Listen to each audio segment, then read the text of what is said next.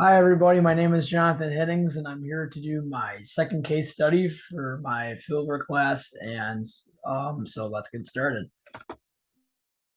The client I'm going to be talking about today, we'll say his name is Jack Gregory. He is a 7-year-old boy who was diagnosed with autism at the age of 4. We are unsure of any other allergies that he may currently have or other conditions possibly. We are fairly potentially certain that he has a dairy allergy as he was fed dairy products, and he gets sick with them, but he was never diagnosed with a dairy allergy, but we've been keeping caution with the amount of dairy products we've been feeding him. Today we're going to be talking about the behavior for concern is biting, where an operational definition of that is the client opening his jaw, going in upward and downward motion, where he bites down onto an item, a toy, or an individual's skin, whether it be a child or an adult.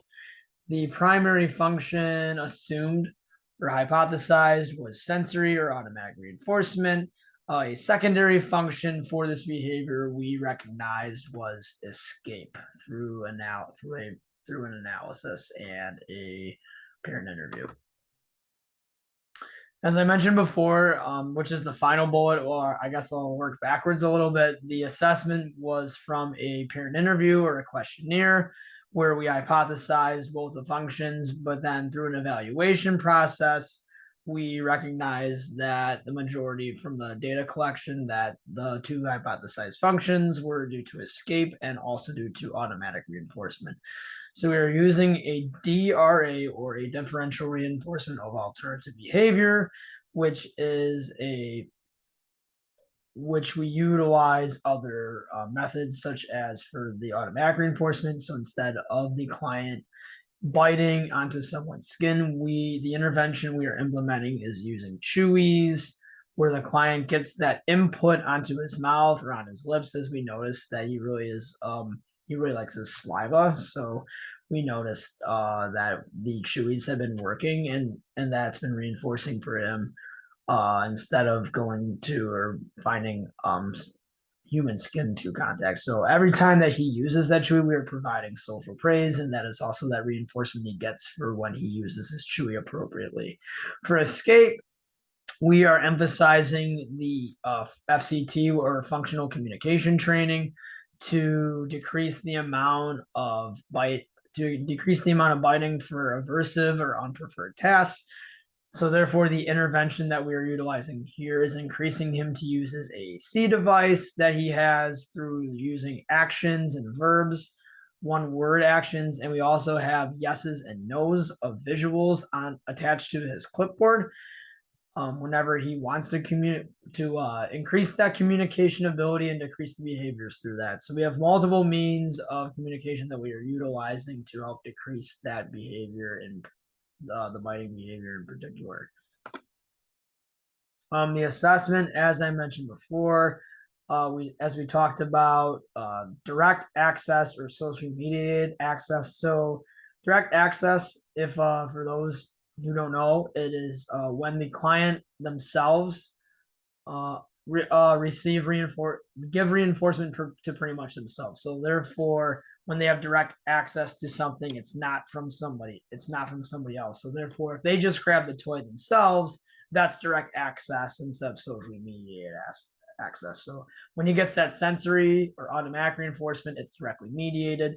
For escape, however, it's socially mediated because he is using others to get the reinforcement, such as us giving him that attention. So as I mentioned here, escape is socially mediated through chewing / biting individual skin whenever demands or not preferred tasks are presented to the client. So therefore, he's using other means other than himself. Therefore, he's using the other individual, which just means it is socially mediated.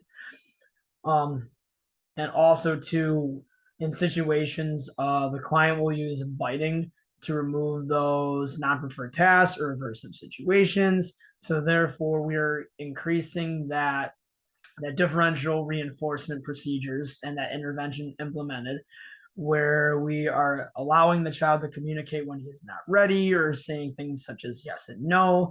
But there are times as well where he'll be playing, and if there's a toy that he wants, and we are trying to allow him to use his AAC device to communicate or point, so that if he wants the toy, there's that effective means of functional communication training. But there are times where he has been a couple of our clients, and we have removed him from the situation. But that we're trying to reinforce that appropriate behavior and like showing him and taking him to other places around the clinic. Reinforcers, majority of them that he is given is unconditioned reinforcers, so such as like natural ones that are unlearned. That's what unconditioned means, is unlearned reinforcement. It's just natural knowledge that when you get these. So when we're hungry, we eat.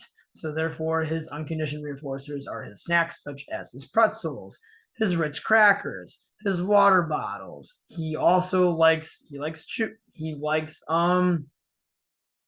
veggie straws. We utilize those especially to increase, so that when he's not biting, like, hey, you can bite these. There's that appropriate behavior. But then there are some conditioned reinforcement that we utilize when he's effectively using his AAC device. So we'll give him piggyback rides. He loves those.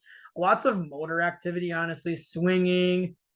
He'll bounce on the trampoline. I didn't put that on there, but that's another thing. He also though likes when there's a little bit for that self time, he likes turning off the lights, getting that auditory and visual sensory as well. So, and then we'll also give him like this little like human hug blanket, so then to help him calm down as well. So that's also a conditioned reinforcer. The generalized reinforcer that we love to use, since he loves tickles so much. So when he's not biting and using those effective means of functional communication, we tickle him and pray and give him social praise as much as possible to reinforce, like, hey, great job, great job telling him no, great job saying yes, all those little things to increase those appropriate behaviors. So through the intervention process, as I mentioned, it's a differential reinforcement of alternative behavior, or DRA. So stimulus control, as we know, is altering the environment or use from either for increasing or decreasing responses. What triggers those behaviors? What triggers those responses? What triggers are they happening at higher rates? So therefore, we realized for stimulus control purposes, to help decrease his biting behaviors, we made it safer for him by taking smaller / shiny objects to potentially take away or have risk-free of harm or physical danger, where if he starts chewing those items, he could potentially swallow them, which is why we as employees carry multiple chewies on us when precursors happen, so that, and we always have one on him where we tie the chewy attached to a string, and we tie it to his shirt. So therefore, he's like automatically getting that reinforcement from that sensory input on his mouth. So therefore, like, it's getting on his teeth and everything. So that's why. But then if he gets satiated with that particular chewy in of itself, we're teaching him to continuously use that at least like every couple minutes, so then he gets that reinforcement he is looking for. So we have like intervals set for them too. But yeah, we've put certain toys out of reach that we know that are really reinforcing it for him, that'll make him put those in his mouth. So that's where all the stimulus control has been affecting his behaviors positively. And here's my references. Thank you guys for listening, and I will see you guys next for my next presentation.